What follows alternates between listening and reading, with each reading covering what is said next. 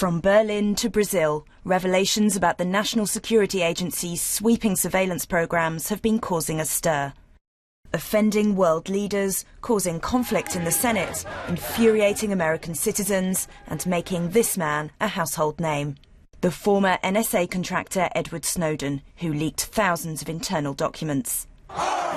In response to the outcry, the White House set up an intelligence review panel. It's now released a report with more than 40 proposed reforms. The report calls for an overhaul of NSA practices whilst keeping robust intelligence capabilities. Among the recommendations, that the President should oversee any decision to spy on foreign leaders. The panel says this kind of activity should always be reviewed at the very highest levels. It also recommends that the NSA is stripped of authority to store phone records. Instead, the data could be held by a third party, possibly the phone companies. And the court must rule on the searches of that data.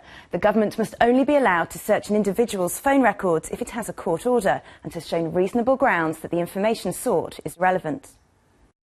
There have been warnings from the intelligence community that these proposals could make their work more difficult. Making this more public will shave points off of operational effectiveness. But my personal formula in this is, if we don't do that, it won't matter, because the American people won't let us do it in the first place. The White House will review the report over the next few weeks and decide what action to take. On Monday, a federal court found the NSA's mass collection of Americans' phone data was unconstitutional. It's the beginning of a long legal battle, likely to end up in the Supreme Court.